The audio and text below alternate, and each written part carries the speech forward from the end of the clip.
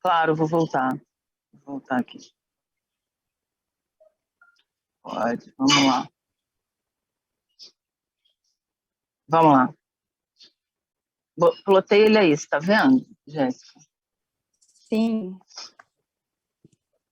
Tá.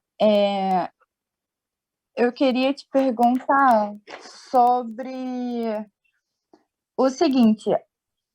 Acho que na letra C, se eu não me engano, do etanol água, quando eu li ali no 100 graus Fahrenheit, no gráfico, eu encontro que ele só está na fase líquida.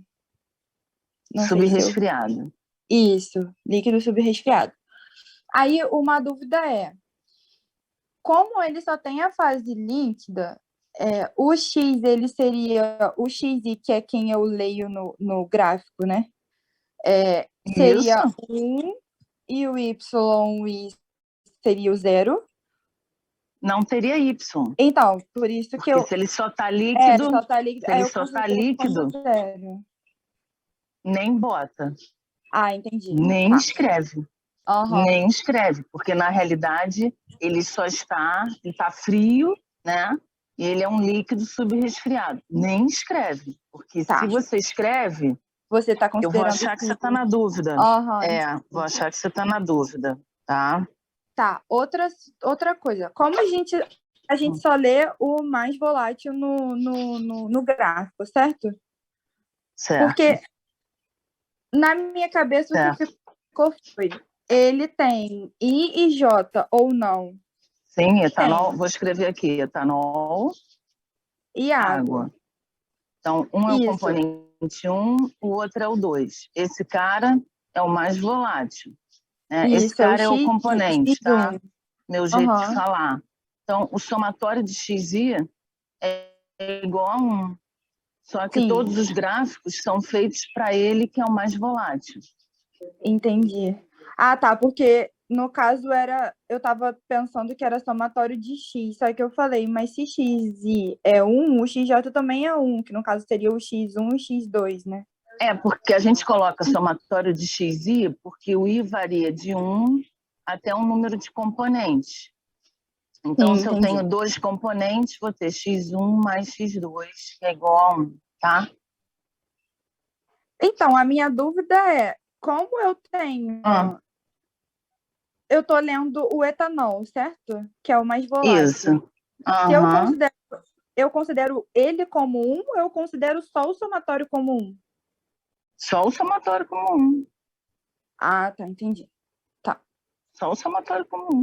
Tá, o que você está lendo ali, imaginar, deixa eu abrir aqui um slide, tá? Uhum.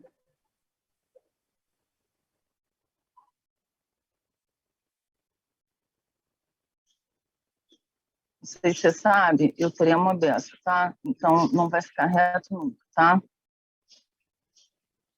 Mas você tem o retinho aí. Então, vamos imaginar. Eu estou lendo essa composição, tá? Então, se eu estou lendo essa composição, eu estou lendo um X. Vamos imaginar que isso aqui é 0,5, tá? Então, quem eu estou lendo? Eu estou lendo o X do etanol, é 0,5. Então, consequentemente, a composição da água é quanto? 0,5. Tá? Nesse caso, eu tenho equilíbrio líquido-vapor, né? Eu estou com um ponto na curva. Então, você vai ler um Y. Vamos botar aqui, 0,8. Então, esse Y do etanol é 0,8. Então, isso significa que o Y da água, a composição da água na fase vapor, é 0,2. Então, o somatório de XI é igual ao somatório de YI, que é igual a 1. E esse I, a gente coloca aí por quê? Porque esse somatório é de I igual a 1 até NC. Então, você pode ter 10 componentes. Vai ser X1 mais X2 igual a 1, certo? Então, fração molar, né? Tá? Outra dúvida, na letra D, eu acho que a letra D e a letra E são iguais. Ih, Estão bicho, repetidas mesmo. é verdade. I'm sorry. É verdade. E outra É coisa verdade. Ah, que eu queria ver é que aí o gráfico ele tá para 1 ATM. E aí a senhora pede em 6,8 ATM. não, pode considerar, não Considerar, tem né? problema. Pode. É o único da Mônica que a gente tem, pode considerar, não tem problema não, Então, no tá? caso, eu vou ler pela entalpia, 10.000 BTU Libramol, E com a pela fração molar composição. 0,5. Entendi. Perfeito, perfeito. E aí Isso a aí. fração molar, no caso da água, seria 1 menos 0,5, e aí, no caso, eu leio o Y. Não, veja Ah, bem. não? Essa fração molar da amônia é uma composição da mistura. Amônia, água. Aí você vai lá encontrar 0,5. Cadê? Ah, tá aqui, ó. Olha ele aqui. Uhum. 0,5. Não é a tua composição? Isso. Aí você vai lá. Tchum, Vai tchum, até tchum, 10.000. tchum. Vamos subir. Tchum, tchum, tchum, tchum, tchum, tchum, tchum. Vamos subir. Tchum, tchum, tchum, tchum, tchum, tchum, tchum. Ó, aqui, ó. Deu para ver? Sim. Aham, que é aquele Beleza. equilíbrio Então, qual é a líquido-vapor. condição? Exatamente. Aí você tem que Parcialmente saber qual é vaporizada. isso. Aí você tem que saber qual é a composição. Aham. Aí que é o lance. Veja bem, eu estou dentro da região de líquido vapor. Tá vendo as isotermas? Aqui, ó. Aham. 100, 150, 200, 250. Então, entre Uhum. 200 e 250, a gente tem um range de temperatura. Então, Sim. você pode pegar a régua, né? Ah, Você pode pegar a régua, fazer um coeficiente angular próximo. Isso não é nariz de santo. O que eu quero dizer? Não é perfeito, tá? Então, você pegar a régua aqui ou o transferidor, como você quiser. Eu vou fazer aqui pontilhado, porque eu tremo, né? fiquei nessa Ainda mais dúvida nessa também, mas eu mesinha, fiz isso. E ver onde que bate lá em tá? testa. Isso. Aí você vai ler o X e vai ler Ui. o Y. Ah, entendi. Exatamente, Então tá tá? ótimo. Então, essa temperatura aqui, Marisa, não tem como ver de outra forma? Não tem como, tá? E por que que você vai entender bem daqui a pouco, por que que essas isotermas não são retas e nem paralelas? Por quê? Porque as composições são diferentes, né? E os ΔH de vaporização, consequentemente, serão diferentes, né? Então, por isso, tem inclinações distintas. Mas na hora de você marcar, não tem problema. Você pode pegar a régua nesse 250, fazer uma aproximação e encontrar a composição. Não tem problema. Nos problemas gráficos, a gente tem um erro, um delta. O importante é você ter a teoria, né, bem estabelecida na sua cabeça, que é o que você está fazendo que está correto, tá? Tá ótimo. A E na letra... letra, rapidinho, a letra E, eu descobri qual é o erro, tá? A letra E é 20 mil, perdão, Ah, gente. tá. A letra E é 20 mil aqui, tá?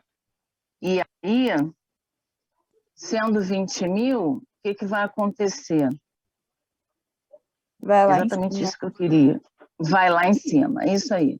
Então, na condição de 20 mil, o que você tem? A mistura com essa composição. Super saturado. Nessa condição de 20 mil, é um vapor o quê? Super saturado. Superaquecido. Aquecido, desculpa. Uhum. Superaquecido. E aí não há equilíbrio, né? Uhum. Basta você dizer isso. Ah, entendi. Nessa condição, a mistura é um vapor superaquecido e não há mais o que fazer. Não tem equilíbrio líquido-vapor. A composição é essa e ponto final, tá? Entendi. Aí, no caso, não tem exatamente isso que você falou, né? Não tem nem o X nem o Y, porque não há um equilíbrio. Não tem como a gente Não pegar um há. martelo. Entendi. Não. Outra coisa, quando você coloca na letra A como composição global 50%, isso me gerou uma dúvida. Eu não consegui identificar 100%. Eu olhei só a reta, né, de 177 ali Fahrenheit, vi mais ou menos também, fiz uma projeção, né, que foi o que você tinha botado, não tem 177. Eu fiz uma projeção, Beleza. achei super saturado. Não, calma aí. Você achou equilíbrio líquido-vapor? Isso. Não, eu acho que eu achei muito frio. Não sei se eu fui 177? errado agora. Isso. Então, 0,5? Deixa eu ver aqui.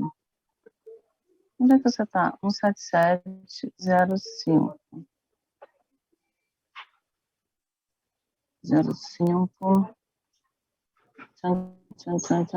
Ó, 177, 175, 180. Mesma coisa.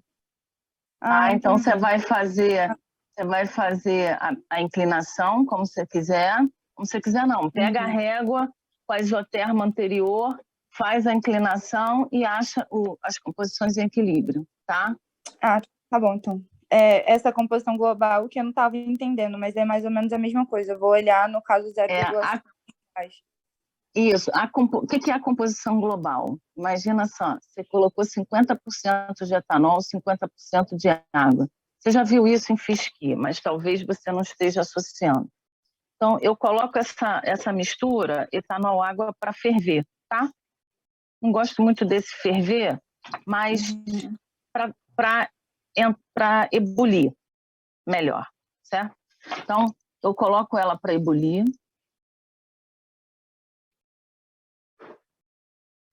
Então, aqui eu tenho 50% etanol, 50% água. Tudo bem? Todo mundo ligado? Aí boto ela para ebulir, tá? Estou falando de forma muito simples, tá? Muito simples mesmo. Aí eu esperei a temperatura ficar o quê? Constante. Porque para alcançar o equilíbrio eu preciso de quê? Equilíbrio térmico, químico e mecânico. Vai chegar um momento que essa temperatura vai permanecer absolutamente o quê? Constante. Constante qual? Nesse exercício, 177 graus Fahrenheit, tudo bem? Nesse momento, eu recolho a amostra da fase vapor, condensada, claro, e recolho a amostra da fase líquida. Recolho as duas amostras. Vou analisar, por exemplo. Quando eu analiso, eu encontro as composições das fases em equilíbrio, X e Y. Por isso que a gente chama que essa composição é uma composição que global. Percebeu? Ou seja, eu estou com uma composição global de 0,5 que vai me gerar, vamos imaginar que 177 esteja aqui, tá? Que vai me gerar, de vez em quando ele some, velho, não sei porquê, que vai me gerar um líquido de tal composição e um vapor de tal composição, certo? Por isso que a gente chama de composição global, tá? Tudo bem? Tudo bem, professora, muito obrigada. Professora, de nada, tudo bem mesmo? Oi. Eu também tenho uma dúvida com relação à letra B. Foi dado aqui a composição, né, da amônia como 0,3. Aí, automaticamente, né, a composição da água vai ser 0,7. Mas, assim, aí eu fiquei tentando decifrar como que eu vou escolher o ponto, né? Se vou escolher um ponto no equilíbrio, porque não foi dado outro parâmetro, eu fiquei um pouco... Isso, se eu não dei outra, vamos dizer assim, outra dica, né? Se você não tem outra variável para resolver, esse problema é o mais simples, tá? E você vem aqui, ó, 0,3. Qual é a composição do vapor em equilíbrio, tá? Tá. Porque eu não te dei dado entálpico, tá? Não te dei nenhum dado entálpico, então basta você encontrar a composição do vapor em equilíbrio, tá? Tá, ok. Obrigado. Tudo bem, gente? Beleza, hein? Tô feliz que vocês fizeram. Isso aí. É uma construção do conhecimento. A gente vai ler Y do lado direito, né?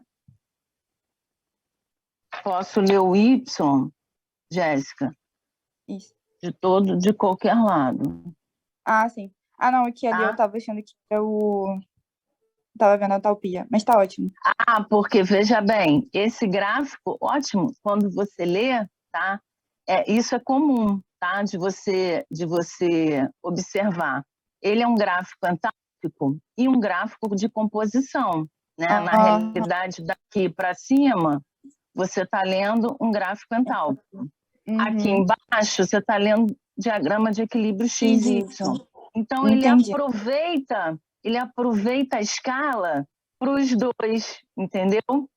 Ele aproveita a escala para os dois. Então, por exemplo, aqui é menos 5.000, se você estiver lendo entálpico, aí aqui vai ser o quê? Menos 10.000.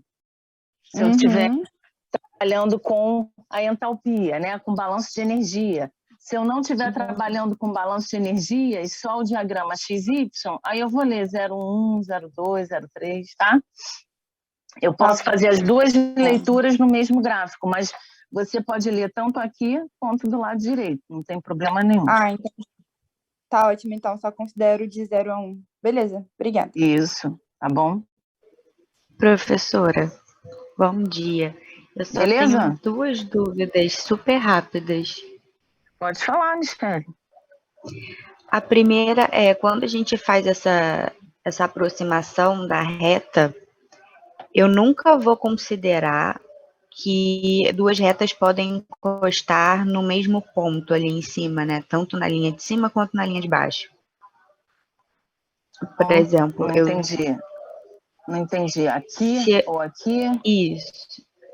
Quando a gente faz essa linha tracejada de 230 Fahrenheit, que a questão sugeriu, por exemplo, eu não posso considerar que ela vai estar tão próxima a 250, se eu não me engano, que ela vai acabar encostando por conta da angulação no mesmo ponto de 250. Não. Elas nunca vão encostar no mesmo ponto. Por quê? Vamos lá.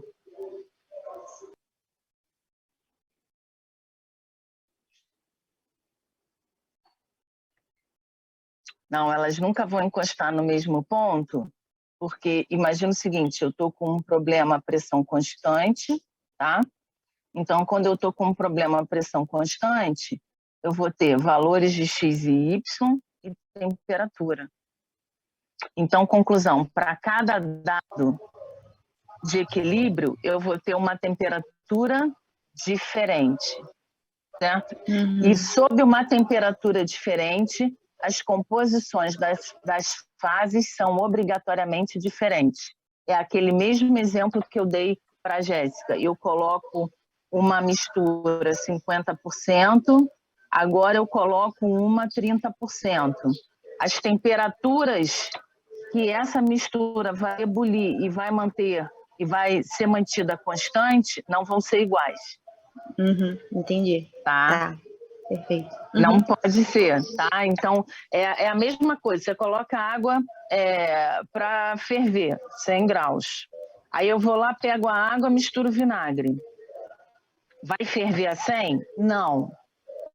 Eu não tenho mais um componente puro. Aí eu vou lá, pego água 50% vinagre. Estou dando um chute, tá, gente? É algo próximo, que a gente está longe, né? Então, botei 50% água, 50% vinagre. Vai ebulir na mesma temperatura? Não. Aí eu coloco 70% água, 30% vinagre. Vai ebulir na mesma temperatura? Não. Então, por isso que cada temperatura vai apresentar dados de equilíbrio distintos. Então, não pode fornecer o mesmo valor, tá bom? Tá bom. E a outra dúvida, na verdade, é quando não estamos mais em equilíbrio, né? Quando eu tenho um vapor ou um líquido. E aí, nesse caso, como você pediu as composições, a gente escreve o X como 1 ou o Y como 1, ou você prefere que não escreva? Não, veja bem. No caso que a Jéssica comentou, que é letra E, por exemplo, amônia e água com entalpia de 20.000 BTU, isso é uma composição global. Então, você pode dizer o seguinte, como é vapor, você pode dizer que o Y é igual a 0,5. Por quê? Porque é um vapor. Então, Y a gente denomina vapor, tá? Então, não tem X. Não existe X. Por quê? Porque eu não tenho líquido. Então, nem escreve X igual a 0, tá? Nem coloca isso. Sim. Tá.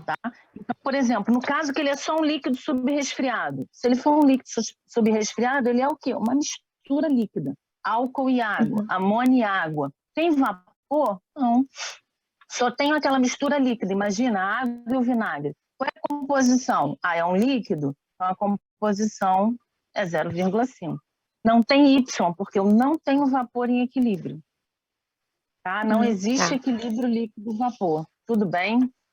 Tudo bem. Não se escreve, gente. Isso passa a ser um erro teórico grave. Percebe? Isso passa a ser um erro teórico grave, porque não é 0. Não existe, não é possível. Sob essa condição de T e P, não há líquido. Só há, no caso da amônia, vapor. Então, não é nem X igual a 0, tá? Não há essa possibilidade, tá bom? Ô, professora, acho que é mais lembrar também que foi como você falou, né? Embaixo é líquido, em cima é vapor e no meio tem as duas fases, né? Então, quando você tá embaixo ou tá só em cima, só tem uma fase. Acho que associando assim dá para ver melhor. Exatamente. É saber o seguinte, a gente tem 5 condições térmicas, na realidade, né? A gente tem o líquido subresfriado, o líquido saturado, que é exatamente, né, lembrar, em cima da curva de equilíbrio, em cima da curva do ponto de bolha, a área de equilíbrio líquido-vapor, em que coexistem duas fases, a curva de vapor saturado e o vapor superaquecido. Então, quando ele está somente em uma fase, não há discussão, não há X igual a 0. Não existe. Não é uma condição térmica. Tudo bem? Tudo certo. Foi? E nesse caso, a gente não deveria colocar entalpia, ou quando você pede a condição e as composições, a gente também deve levar em consideração a entalpia. Em qual caso? Porque esse do 20 mil eu já te dei a entalpia. Não, sim, é porque a questão pedia as composições e a condição térmica. E aí, a questão é que eu fiquei na dúvida era se a gente deveria, por exemplo, na A, na B e na C, que você não deu a entalpia, colocar a entalpia também. Não, aí você na condição C, você não vai ter condição de fazer isso. Tá? Ok? Na condição C, você não vai ter condição de fazer isso. Na condição D, amônia e água, na condição C você tem condição de fazer, tá? Por quê? Porque é 100 graus Fahrenheit. Cadê? E qual é a composição, Marisa Mendes? Etanol, água a 100 graus Fahrenheit e 1 atm. Então, a 100 graus Fahrenheit e 1 atm é 0,5, né? O etanol. Sob qualquer composição, ó, veja bem, sob qualquer composição do etanol, olha só, qualquer composição do etanol, a curva de 100 graus Fahrenheit está aqui, ó. Sob qualquer composição, essa mistura vai ser o quê? Um líquido subresfriado. Aqui, ó, sob qualquer composição, olha o range de X e Y, tá? Então, nesse caso, basta você escrever dentro da composição, qualquer composição entre 0 e 1, essa mistura vai ser fria, vai ser um líquido subresfriado. Tá? E nota que essa entalpia é praticamente constante, tá vendo? A gente não pode dizer que é constante, mas os valores são muito próximos. Olha aqui, ó. Tá vendo essa reta aqui? Eu não sei se você... A entalpia é praticamente constante, então você não precisa nem falar dela. Basta você falar sobre qualquer condição de composição, essa mistura vai estar na condição térmica de líquido subresfriado. Uhum. E nos que a gente conseguir enxergar, né? Porque a A e a B, pelo que eu vi aqui, as duas caem em equilíbrio líquido-vapor. Aí a gente coloca a entalpia. Isso. É bom você fazer isso, porque lá para o final, depois do McCabe, eu vou precisar que você saiba ler, né? Então, é bom você já fazer esse exercício mesmo. Uhum. Tá bom, então. Obrigada, professor. Nada, Michele.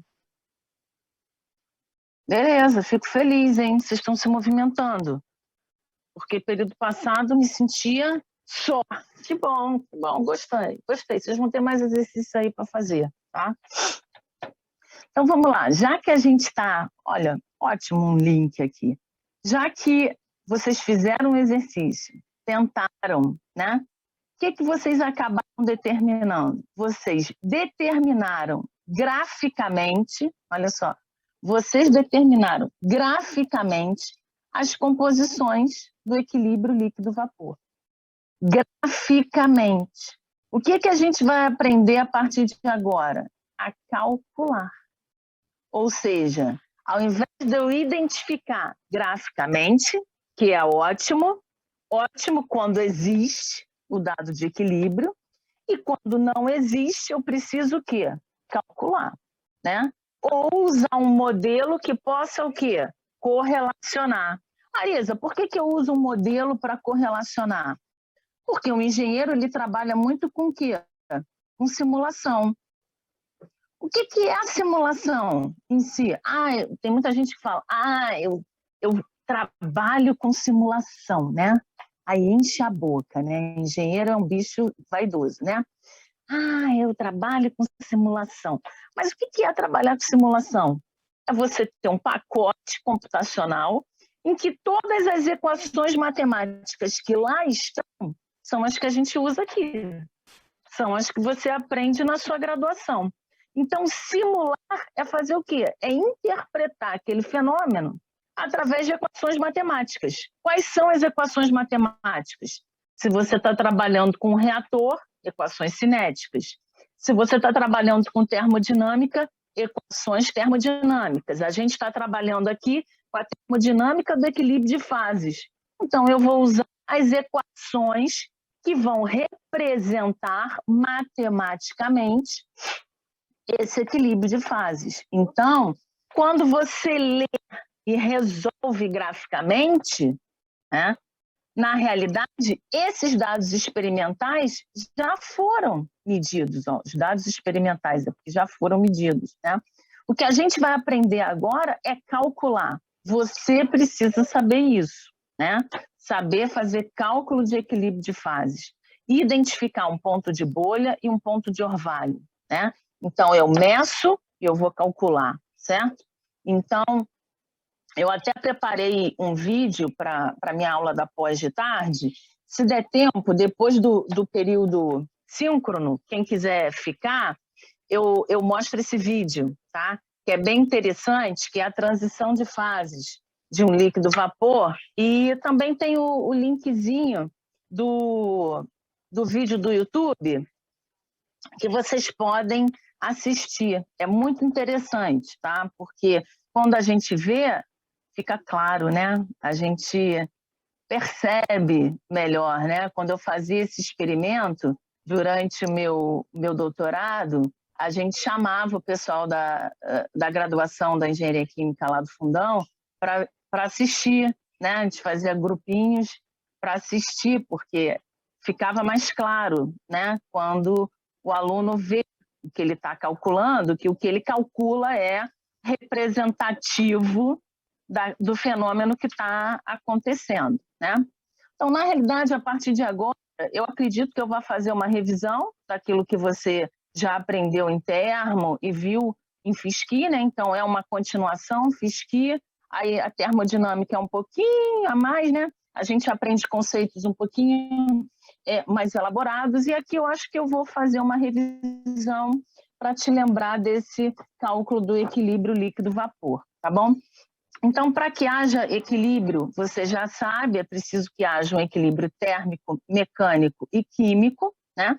Então, o equilíbrio térmico, a temperatura nas fases é igual, a pressão das fases tem que permanecer a mesma, e no equilíbrio químico, as composições precisam ser iguais. Mas que composição é essa? É o que a gente chama de potencial químico, né? Ou seja, a quantidade desse componente I que é vaporizada por unidade de tempo, né, é igual à quantidade que condensa.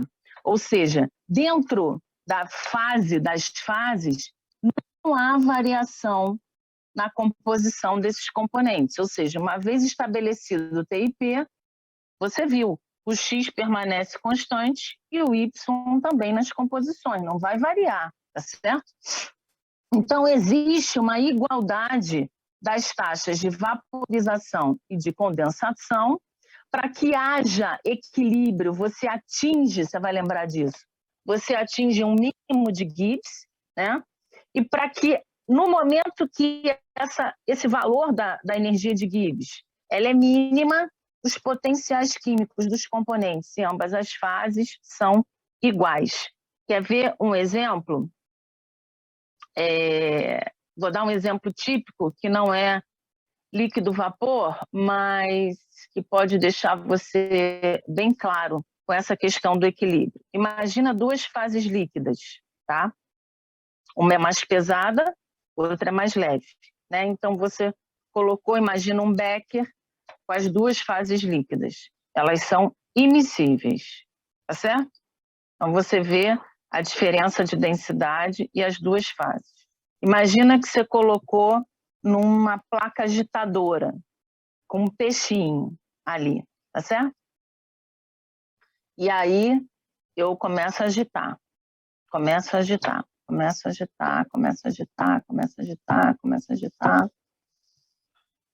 E aí chega um momento, 2 horas depois, eu paro a agitação.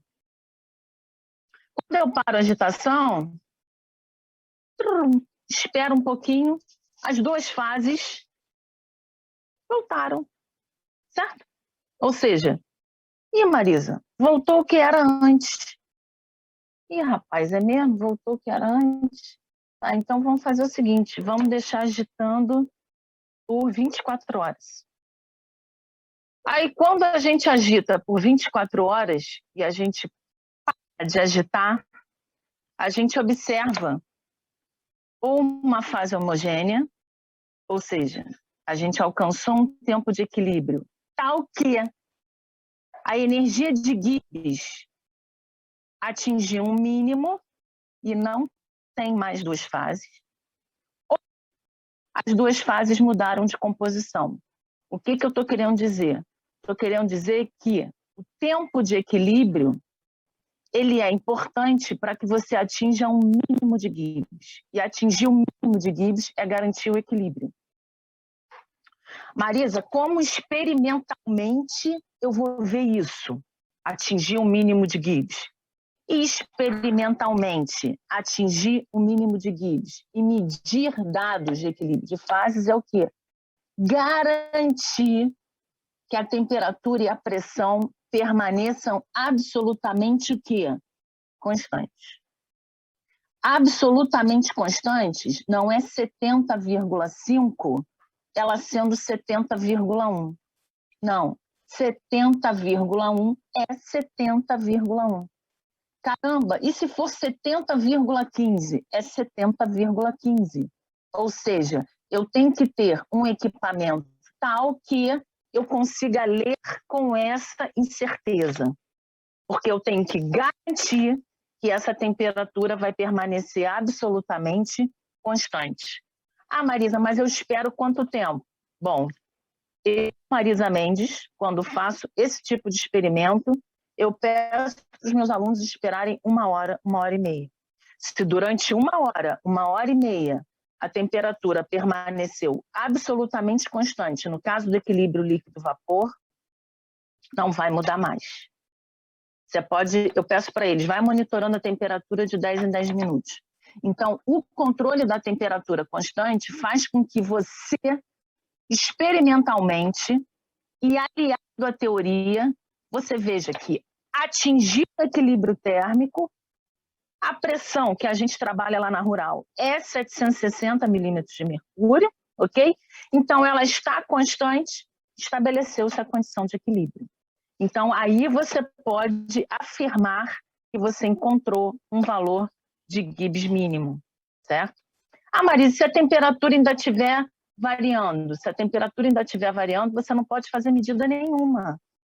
Isso significa que você ainda não atingiu o mínimo de Gibbs, certo? Então, para que haja equilíbrio, é preciso que você corresponda a essas 3 condições.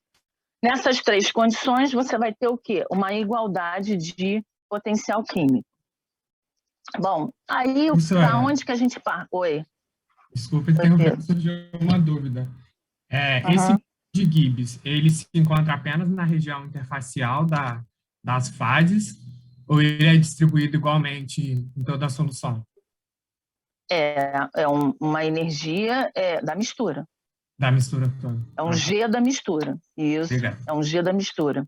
Se você quiser estudar um pouquinho mais isso, você encontra no Smith-Van Ness, tá? Existe um gráfico de G de mistura, né? Da energia de Gibbs dessa mistura, que você avalia em que momento essa solução é mais estável ou menos estável e, portanto, se ela vai atingir o mínimo de Gibbs e se tornar realmente uma solução estável, ou seja, naquela situação eu atingi realmente o equilíbrio, tá? Então, é o G da mistura, tá bom?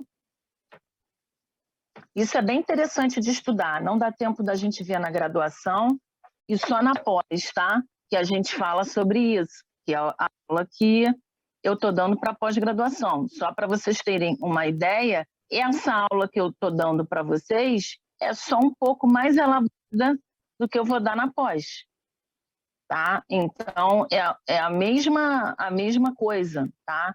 Eu elaboro um pouco mais, de forma um pouco mais complexa, né? Afinal, os meninos já são engenheiros, né? E, para mim, vocês já são engenheiros também, porque falta muito pouco para terminar, já é considerado, né? Então, só para você ter uma ideia que o nível é igualzinho, só que o que acontece aqui? Eu não tenho tempo, eu estou fazendo uma revisão, e eu passo muito mais rápido do que aqui, né? Então, veja bem, você pode ler isso num livro de termo, tá? Tem coisas bastante interessantes do ponto de vista termodinâmico para você estudar, porque principalmente quando a gente estuda projeto de coluna, não tem como você se desvencilhar disso, né? Você precisa conhecer muito bem a termodinâmica do equilíbrio de fases, né? Bom, boa pergunta. Estude lá. Eu acho que no Smith-Van Ness é o capítulo 6, mas eu estou falando do português, tá? Aliás, as versões em português mais atualizadas são muito boas, tá? Quem traduziu esse livro do Smith foi meu ex-orientador do Fundão. Depois, se você quiser, olha lá, Fernando Luiz Pellegrini Pessoa. Ele foi um dos tradutores do Smith-Van Ness. A gente tem uma live com ele no programa de pós-graduação em Engenharia Química. Ele fala dessas traduções do Smith-Van Ness, da importância, né, e do como evoluiu essas traduções, como evoluíram essas traduções do livro original, né, em inglês, e o quanto melhorou, né? Então, essa última edição do Smith-Van Ness eu não tenho, eu tenho a edição anterior. O pessoal diz que está show de bola, né, que a tradução está muito boa, né? Porque sempre a gente fica na dúvida, né, de quem traduziu, o quão foi rigoroso na tradução, principalmente na tradução dos termos técnicos, né? Então, bem legal, Pedro, dá uma lida, qualquer coisa me procura, e que se eu também não conseguir responder, a gente vai estudar junto e vamos da resposta, tá bom? Então, eu vou partir da equação de Gibbs-Durren, eu acho que você já foi apresentado a ela. É a equação, uma das equações mais importantes da termodinâmica, porque ela permite que você encontre a composição das fases, né? Porque o objetivo da termodinâmica clássica, o objetivo principal e da termodinâmica do equilíbrio de fases é conhecer as composições das fases, né? Então, imagina que as duas variáveis, né, importantes é temperatura e pressão. Você já viu isso ao longo de toda a sua graduação. E conhecendo a temperatura e a pressão, o que me interessa é conhecer a composição das fases. E quando você projeta um equipamento, você está respondendo um projeto. Responder um projeto é atender uma demanda. E qual é essa demanda? A demanda é uma eficiência. A demanda é o quanto você conseguiu quanto que você conseguiu de conversão daquela reação. Então, é quantificar. Então, essa é uma das equações mais importantes, né? Ela relaciona potencial químico, número de moles, entropia, temperatura, volume e pressão. A desvantagem dessa equação, que não é somente uma desvantagem, mas algo que a gente precisa prestar atenção, é que entropia, você deve lembrar da termo, a gente não mede, né? Eu não consigo ir lá no laboratório, colocar um sensor e medir entropia. Assim como eu não consigo medir potencial químico. Então, são variáveis que eu não consigo mensurar experimentalmente. E quando eu não consigo mensurar experimentalmente, elas causam problemas. Por quê? Porque eu não consigo resolver as equações, né? Qual o valor delas? Então, Lewis, né, tentou solucionar esse problema considerando o sistema isotérmico. Quando ele considera esse sistema isotérmico, o que acontece com esse termo? Ih, rapaz, o que eu fiz? Desculpa, gente. Eu faço coisas aqui inacreditáveis. Quando ele considera o sistema isotérmico, o que acontece com esse termo? Sumiu, certo? Se você não entendeu, você fala. Eu estou sendo bem resumido, tá? Quando ele considera esse sistema isotérmico, esse termo some, tá? E aí eu vou passar o termo de VDP para o lado de cá. Quando eu passo esse termo para o lado direito, ele vem trocando sinal, beleza? Quando ele vem trocando sinal, ele vem positivo, né? Então, eu fico com somatório de NI, DMI, I igual a VDP. Então, isso significa que eu tenho um termo assim, ó, DMI em relação à pressão, mantendo temperatura constante, é igual a quem? A V. Certo? Assumindo o gás ideal, certo? Assumindo o gás ideal, eu tenho o quê? PV igual a nRT. Então, como eu tenho PV igual a nRT, quando eu divido, né, esse número de moles por V, você vai lembrar também, eu tenho o quê? Um volume molar. E eu posso substituir esse Vzinho por quem? Vzinho I é RT sobre P.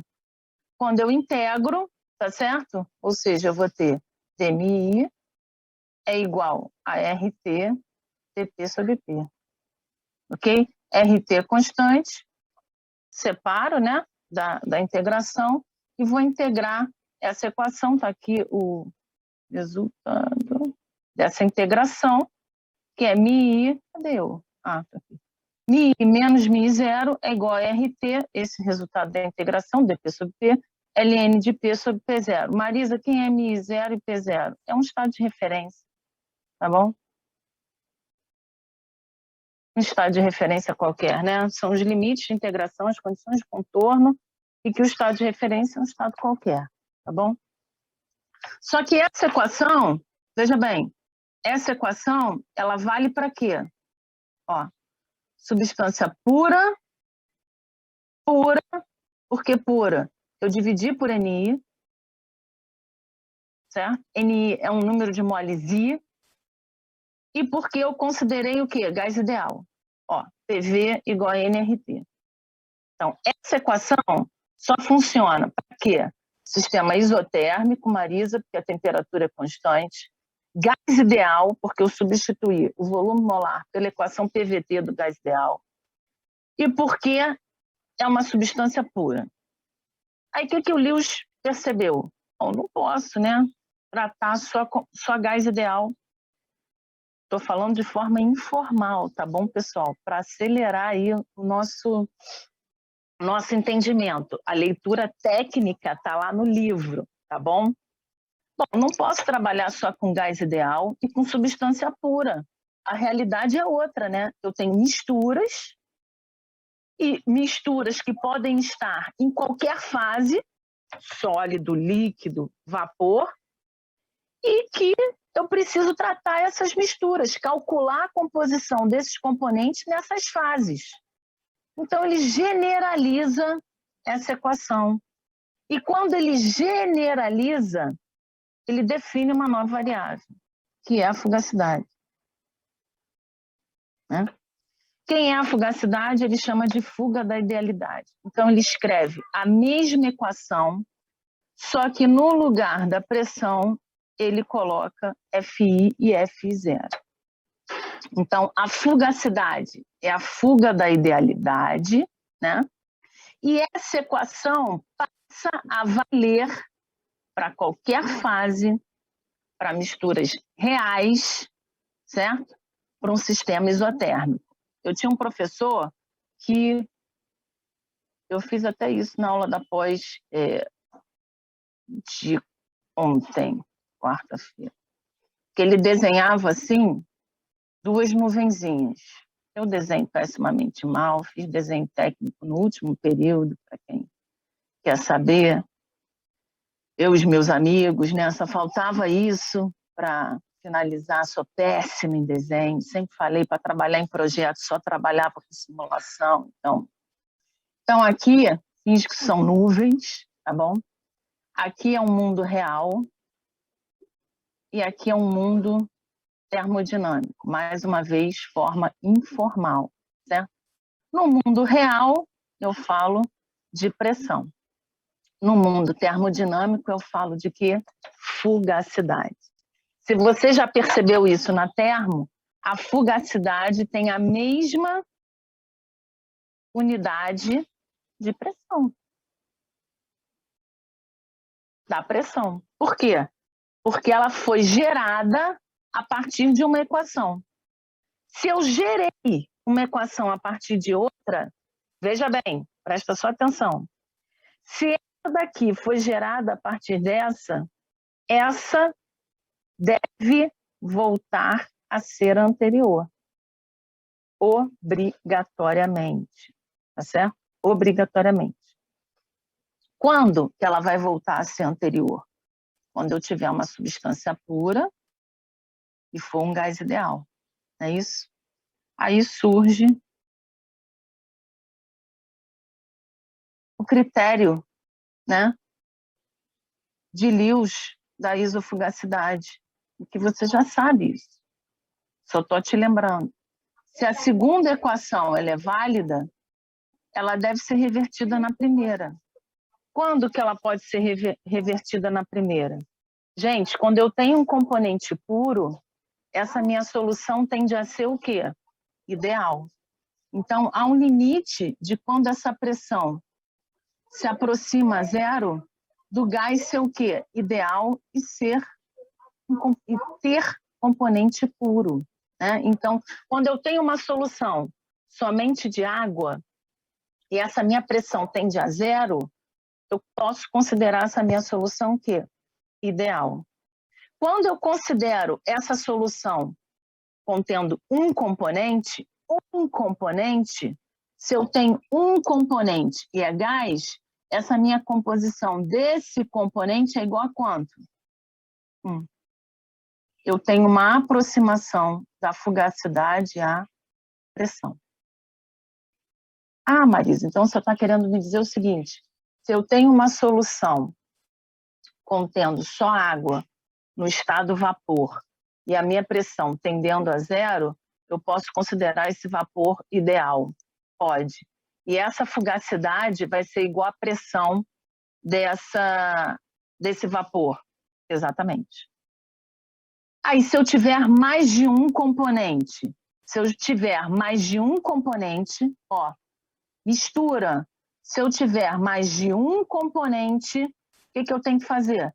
Eu tenho que levar em consideração a contribuição de cada componente. Como é que eu levo em consideração a contribuição de cada componente? A composição. Fi é igual a YI. Quando eu faço isso, eu estou levando em consideração que cada componente dentro dessa mistura. Conclusão: a fugacidade é uma fuga e uma correção dessa não idealidade. Por quê? Porque eu estou dizendo que, ele está dizendo, né? Que à medida em que eu coloco maior número de componentes nessa mistura, ela vai se tornando o quê? Mais não ideal. Certo?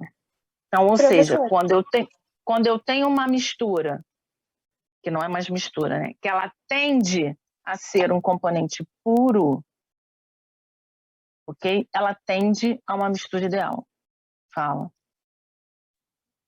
Professora, então, se eu tiver só um componente, eu posso fazer essa aproximação de Fi igual a P?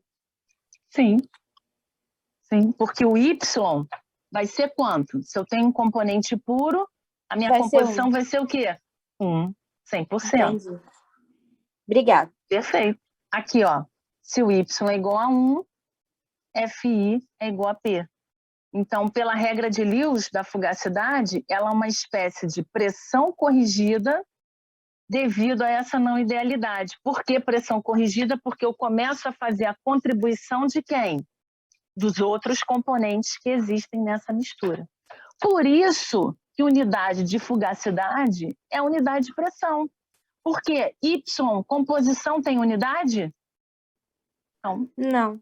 Então, quando eu faço essa conta leva em consideração que unidade? A unidade da pressão, porque os dois lados da equação têm que ser o quê? Homogêneos do ponto de vista dimensional. Não é isso? Tudo bem?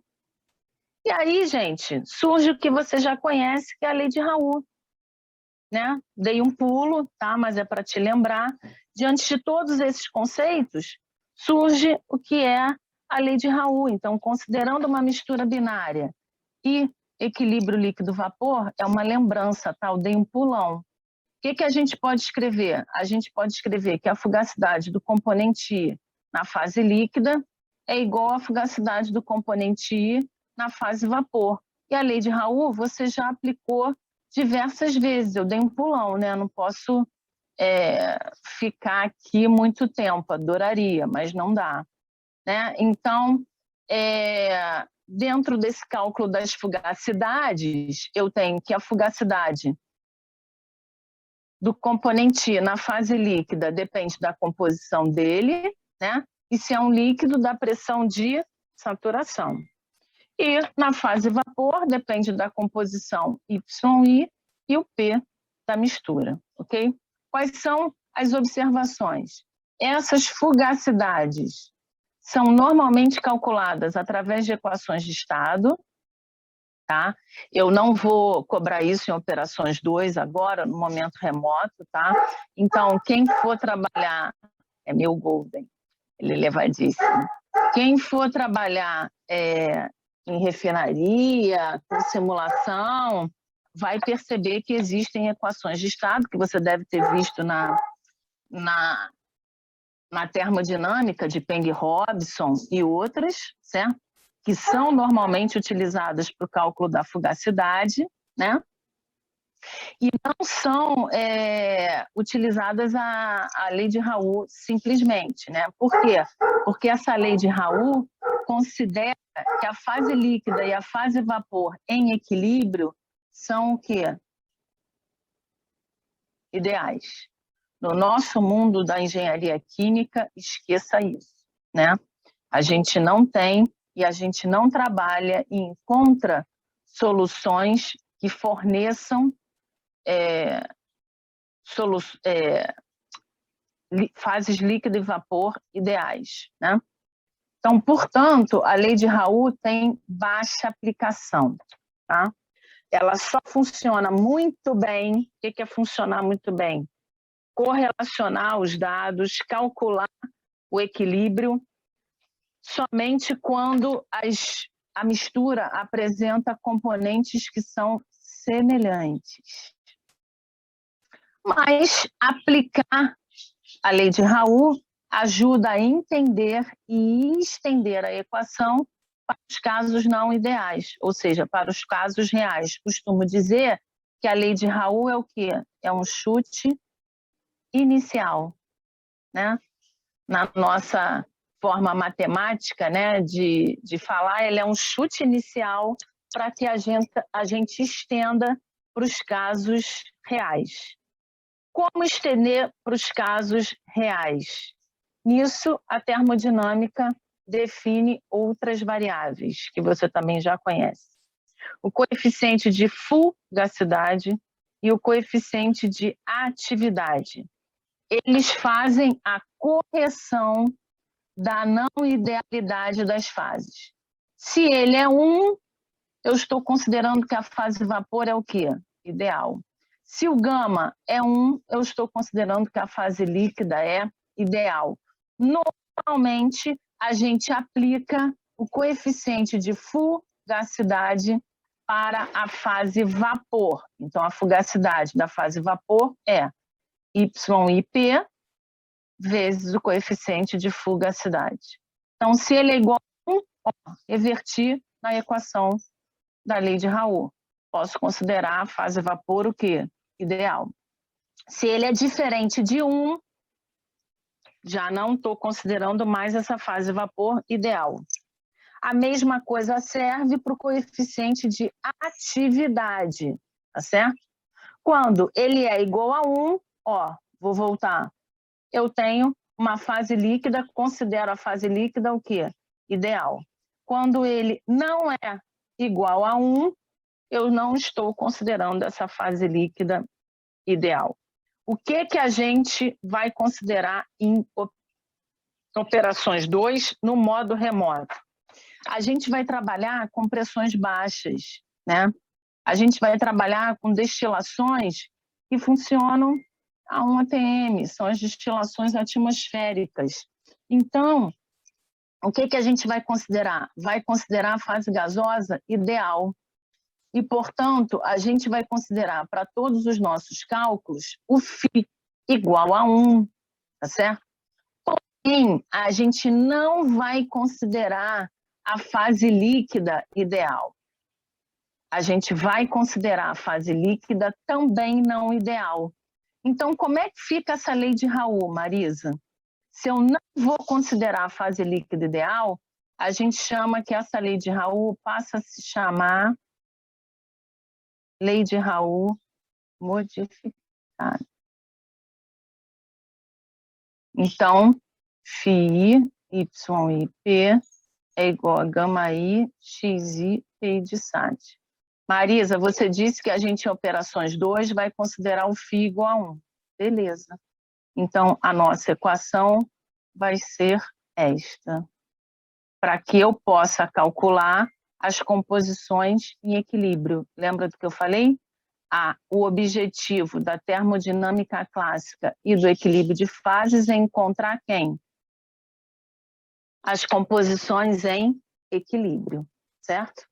Então, esses coeficientes de atividade, a gente pode calcular por diversos modelos, você também viu na Termo, que eu sei, Van Laar, Margulis, você viu o Uniquac, eu sei que você viu, certo? Mas aqui a gente vai usar só modelos simples, como Van Laar e Margulis, né? Porque isso já vai te demandar um bom tempo computacional, tá certo? Para resolver as questões, tá? Então, o pessoal pergunta ou fala, eu sei projetar a coluna, Marisa, mas eu não sei calcular o equilíbrio. são coisas que estão juntas, conectas. Se eu estou projetando um equipamento de separação que ocorre na presença do equilíbrio de fases, eu não posso não saber calcular o equilíbrio. Porque se não existe equilíbrio líquido-vapor, não há separação. Há arraste, né? Se há arraste, não há equilíbrio, né? Então, eu preciso saber calcular esse equilíbrio, né?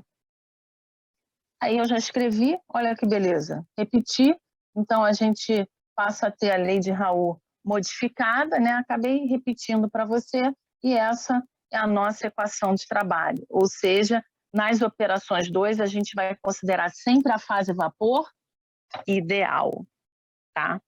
Ideal. Ou seja, Marisa, a gente vai ter modelos de gama?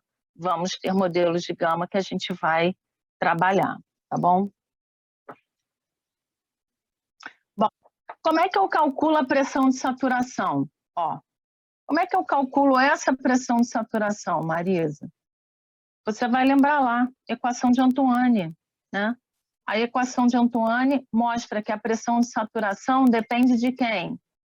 Da temperatura. E quem é A, B e C? Se a gente estivesse lá presencial, eu ia esperar você me responder um pouquinho. Quem é A, B e C? É variável? Eu posso chamar A, B e C de variável? Não. A, B e C não é variável. A, B e C a gente chama de quê? Parâmetros. A, B e C eu não meço experimentalmente. A, B e C não é medido experimentalmente. O que eu meço experimentalmente? Abrir aqui um slide.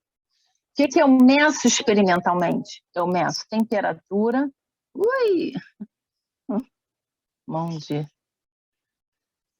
Eu meço temperatura e pressão de saturação. Não meço A, B e C. Marisa, então para que serve o A, B e C? Para correlacionar os dados de temperatura e de pressão. Como é que eu calculo A, B e C? Ah, velho, vamos lembrar lá de métodos matemáticos, não é isso? 1 e 2, né, que você faz. Né? Como é que eu faço isso? Eu vou estimar o A, B e C de maneira a correlacionar bem os dados de temperatura e de pressão de saturação. Aí você tem lá o fator de... Ai, meu Deus, esqueci o nome. Que a gente espera para convergir, que a gente para a convergência. Bom, quando você começa a fazer um processo iterativo, chega uma hora que você já encontrou um erro, vamos dizer assim. Eu esqueci o nome, esqueci mesmo. Que é 0,005, você escolhe, né, na hora da sua estimação. E aí você faz a estimação dos parâmetros. Você já trabalhou com a equação de Antoine, e lá no final dos livros eu posso colocar uma tabela com vários valores de A, B e C, e eles são diferentes para quê? Para vários componentes puros. Por quê? Porque cada componente puro apresenta o quê? Uma pressão de saturação diferente sob determinada temperatura. Então, isso varia com o componente e varia com ΔT, certo? E varia com ΔT de medição. E o A, B e C também varia com o quê? Com a unidade em que a temperatura e a pressão foram medidas. Então, cuidado, que você tem valores de A, B e C distintos quando os autores trabalham com as unidades de pressão e tempo e temperatura diferentes, por exemplo. Você tem dados de A, B e C, quando as pressões estão em milímetros de mercúrio, e graus Celsius você tem quando o A, B e C foi estimado, quando a pressão está em milímetros de mercúrio, e Kelvin. Então, toma cuidado com isso. Eu vou colocar no CIGA uma tabela que você vai encontrar várias constantes A, B e C para vários componentes puros, mas quem tiver o livro de termo vai encontrar lá no finalzinho do livro alguns valores dos parâmetros A, B e C. Então, parâmetro é tudo aquilo que você não mede. E aí, quando você parar para pensar, quantos parâmetros você já vem trabalhando durante toda a sua graduação, né? Então, durante toda a sua graduação, você se deparou com parâmetros que representam as equações, que muitas vezes podem ter significado físico ou não. Esse A, B e C de Antoine tem significado físico? Não. Tá certo? Ah, Marisa, então, o que isso significa? Significa que nós, 28 da turma de OP2, poderíamos gerar um modelo de pressão de saturação. Vou chutar. Ln de P de SAT é igual, chutar, tá? A mais B, T mais C, T ao quadrado sobre D mais E, T à quarta. O que é isso, Marisa? É o nosso modelo. Modelo OP2 2022. O que eu chamo isso? Modelo local. Ah, eu posso fazer isso? Pode. Quantos parâmetros você tem? 1, 2, 3, 4, 5. Vai dar um trabalhão. Quanto maior o número de parâmetros, eu vou precisar de um maior número de dados experimentais. Marisa, se a gente provar que o nosso modelo é bom, por que não usar? Ah, então por que a gente usa Antoine direto? Que é uma equação para cálculo de pressão de saturação que existe desde 1889, eu acho. Gente, eu posso buscar esse dado para você, mas eu acho que é 1889. E que funciona bem até hoje, ou seja, representa bem a pressão de saturação. E por quê? Porque ela só tem 3 parâmetros. Então, quanto menor o número de parâmetros, você sabe disso como engenheiro, melhor, menos tempo computacional, menor número de dados experimentais. Por quê? Porque medir dado é o quê? É caro. Então, você pode ter modelos maravilhosos, equações termodinâmicas maravilhosas com 30 parâmetros. Tem uma com 28. Caramba, essa equação é muito boa, muito boa. Ela está presente no simulador? Não. Ah, não? Não. Acho que as equações de estado que estão presentes nos simuladores são as mais simples, né? Ou as mais usadas, com o menor número de parâmetros possível. Tempo computacional é dinheiro, time is money, não é isso? Quando você está fazendo um projeto de simulação, você quer, o cara te paga para quê? Uma semana de trabalho, 15 dias de trabalho, não é isso? Você ganha por hora. Então, você vai escolher um modelo de 28 parâmetros, por quê? Se você tem um com 2 parâmetros, o que tem resolvido a vida, né? Então, para você estimar 28 parâmetros, imagina, certo? Então, quanto menor o número de parâmetros, melhor, tá? E para o cálculo de gama, a gente vai usar, como eu falei, só as equações de Margulis e Van Laar, tá bom? Que é o que também você já viu, mas eu também vou te apresentar aqui, tá bem? E aí, para a gente finalizar a aula de hoje, tá? Eu vou finalizar com um exercício, vocês vão ver que eu sempre começo o exercício e depois você termina em casa, ou seja, você faz a conta em casa, tá bem? Então, a gente inicia, eu monto as equações, te introduzo e a conta você faz em casa, tá? Então, vamos lá. Eu costumo dizer presencialmente, Marisa, esse exercício vai cair na prova? Não faça essa pergunta para mim, certo? Costumo dizer o seguinte, esses exercícios são a construção do seu pensar, né? Dos seus fundamentos teóricos. São exercícios de revisão. Brincando, tá certo? Brincando, eles servem para aumentar o quê? A nossa autoestima, né? Então, eu fiz lá o primeiro exercício, poxa, tirei dúvida, agora eu vou fazer o exercício 2, caramba, consegui. É uma construção, né? Operações 2 não vai cair o exercício 2, ok? Então, vamos lá. O clorobenzeno e o bromobenzeno, então, quem é o mais volátil? Componente 1, né? Formam soluções ideais em toda a gama de composições. O que é isso? Em X, variando de 0 a 1, eles formam soluções ideais. A 137 graus Celsius, as pressões de vapor são, respectivamente, 863 e 453 milímetros de mercúrio. Calcule. Letra A, B, C.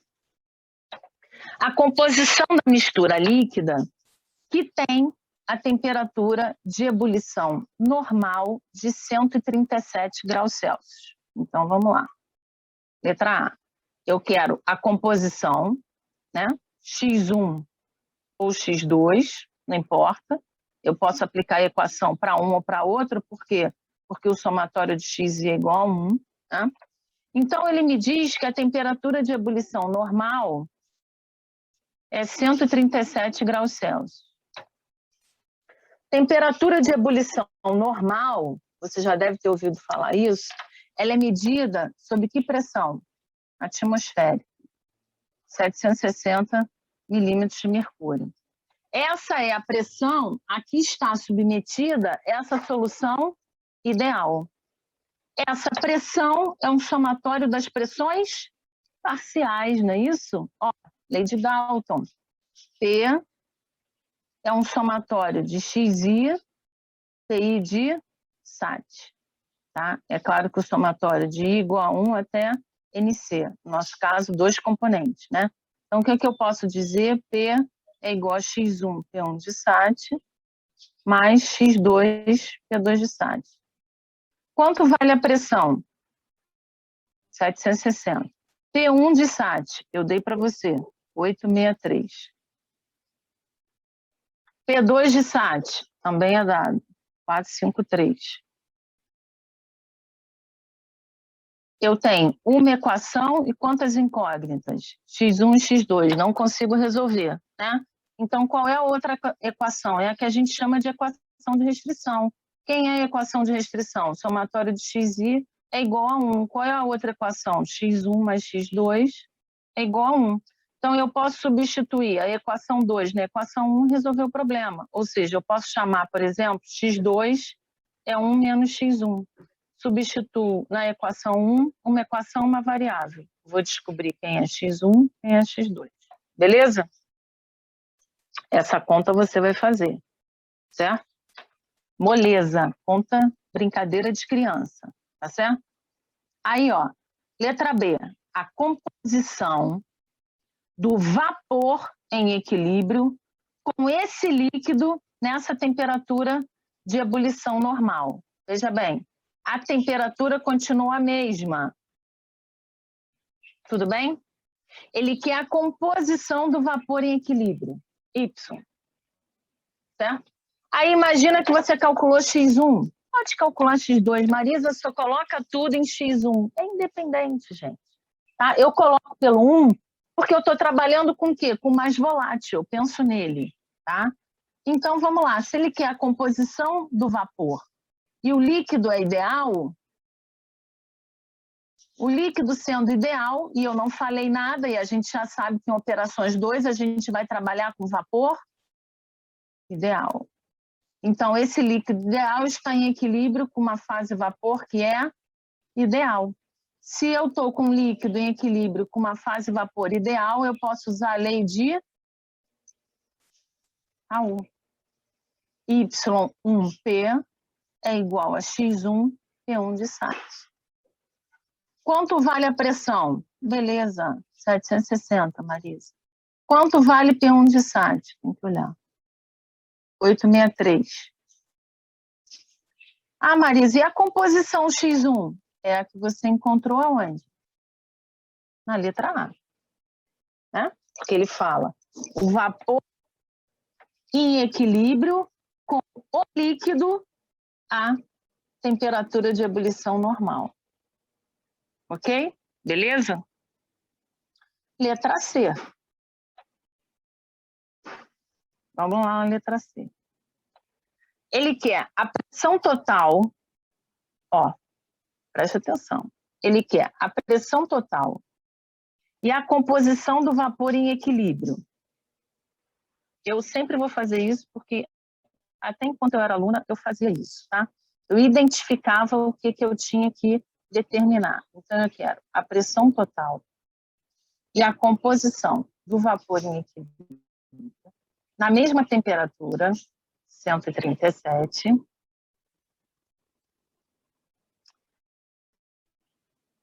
que está em equilíbrio com um líquido a 137 graus, que contém igual número de moles.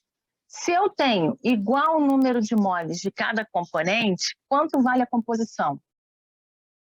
0,5, certo? Igual, 50%, né?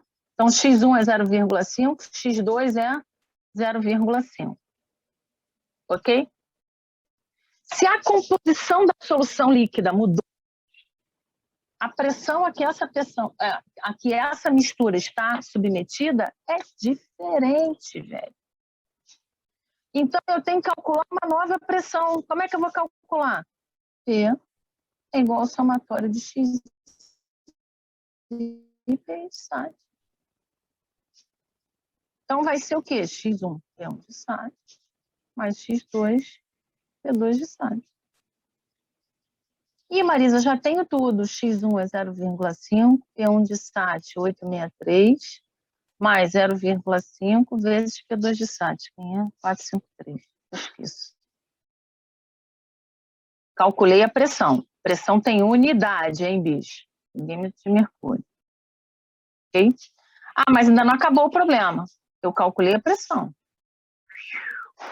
Agora eu tenho que calcular quem? A composição em equilíbrio do vapor. Aplico lei de Raul de novo, né? Y1P é igual a X1, P1 de SAT. X1 você tem 0,5, P1 de SAT 863. Quem é a pressão? A que você calculou aqui. Vou calcular a composição da fase vapor. Esse é um problema tradicional. Certo? Se você for lembrar, o que a gente está calculando? Ó, se você for lembrar lá de termo, não estou te dando coisa nova não, tá, gente? Estou fazendo uma revisão, tá bom? A gente tem, na termodinâmica, aquele número de variáveis, né? Então, veja bem, ou eu trabalho com a temperatura constante, ou eu trabalho com a pressão constante. Quando eu trabalho com a temperatura constante, lembra lá, o que está variando? Pressão X e Y, é isso? Imagina, a gente tem uma tabela aqui. Ok? Agora eu estou trabalhando com a pressão constante. Então, quem vai variar? Temperatura e... Ai, vou tremer, tá? Composição. Beleza? O que a gente está fazendo nesse problema? A temperatura está constante? Ah, Marisa, a temperatura você botou que ela é sempre quanto? 137 graus Celsius. Então, o que eu estou variando? Eu estou variando a composição. Se estou variando a composição, essa pressão aqui tem que variar.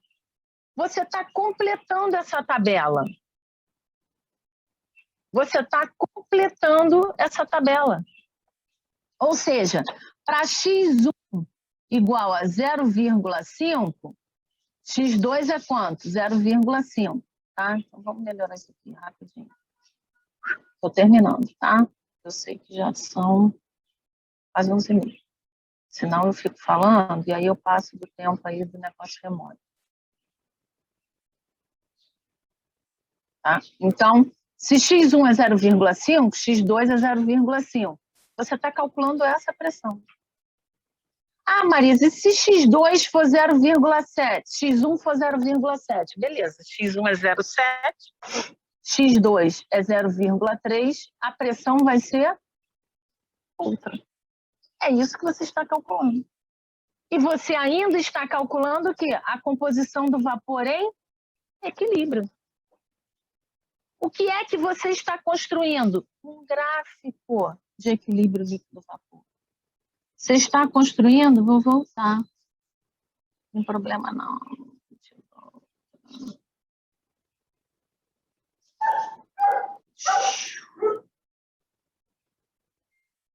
a gente está construindo um gráfico como esse. Só que esse gráfico está temperatura em função da composição. Aqui, quem está constante? Ó, a pressão. Quando a gente mantém a temperatura constante e a gente está variando a pressão, eu estou construindo um gráfico PXY. Desculpa, PXY. É isso que você está fazendo nesse problema. Ah, então, Marisa, é por isso que a pressão na letra A não vai ser igual da letra C. Não, porque as composições são diferentes. Você vai achar um valor de X1 e X2 que é o quê? Diferente. Vamos fazer essa conta rapidinho? Não tem problema não, vamos fazer essa conta. 760 é igual a X1 vezes 863. Quem puder ajudar aí com a conta, vai ser bonzão. 1 menos X1 vezes 453. Então, isso aqui vai ser 863X1 mais 453 menos 453X1. Vou pegar a calculadora aqui. Então, isso aqui vai ser 760 menos 453. Então, isso aqui vai ser 307. Trouxe esse 453 para o lado de lá, tá? Isso aqui não é 0, nada. 863 menos 453. 410. X1. Então, isso vai ser 307, tem que fazer devagar, dividido por 410, 0,75. Tá vendo aqui? Com X1 igual a 0,75 e X2 igual a 0,25, qual é a pressão do sistema? 760. Quando a solução tem 50%, a pressão vai ser 760? Não. Vai ser outra. Que é essa que você está calculando. E essa é a base, pessoal, para o cálculo de ponto de bolha e ponto de orvalho, que a gente vai ver daqui para frente. Certo? Que é a matéria anterior à flash. Aí a gente começa a destilação e se afinir. Então, esse é o conceito, né? Número de variáveis, o que permaneceu constante, obviamente, né? Dentro do seu processo, da sua operação unitária, não é isso? Para que você consiga calcular o equilíbrio. Calcular o equilíbrio é ou calcular a temperatura, ou a pressão, ou a composição. Tá certo? Esse é nosso objetivo. Conhecendo as condições operacionais, calcular e descobrir quem? A composição. Para isso, a gente precisa ter a consciência se a minha fase líquida e a minha fase vapor são o quê? Ideais ou reais.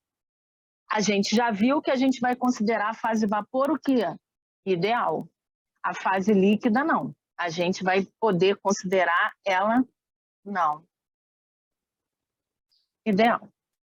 Então, a próxima aula, a gente vai ver, lembrar, né? Relembrar. Vou botar aqui, relembrar. Função de excesso, né? Para que a gente consiga calcular o gama, né?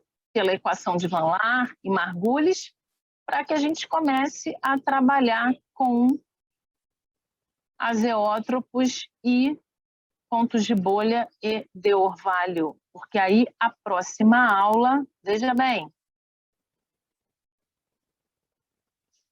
é flash, tá certo? E aí, entrei em flash, toda a sua dúvida vira o quê? Dívida. Entrei em flash é um voo, certo? Então, veja bem, eu quero que você perceba em operações 2 o que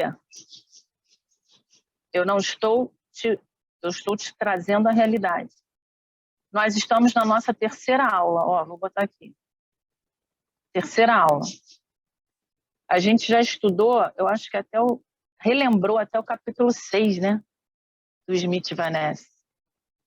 Então, veja bem, terceira aula, e você já parou para pensar no conteúdo teórico que você já relembrou até agora, certo? Então, o que eu estou querendo dizer é que é muito fundamento teórico e você precisa estudar no livro, relembrar, associar o que eu estou falando à sua leitura, resolver os exercícios que eu proponho. E aí, a partir do exercício de hoje, eu já vou deixar a lista lá. Porque aí você já pode tentar, relembrando, né, a termodinâmica. Marisa, eu lembrei lá da minha disciplina de termo, eu quero resolver. Ó, beleza, mete o pé e sai resolvendo tudo, tá bom? Então, eu vou deixar lá. É isso. Quem quiser, eu posso mostrar o videozinho. Vocês têm interesse? Senão, a gente termina aqui. Se não tiver, não tem problema não, tá? Professora, pode ser? Se quiser. Pode mandar. Se quiser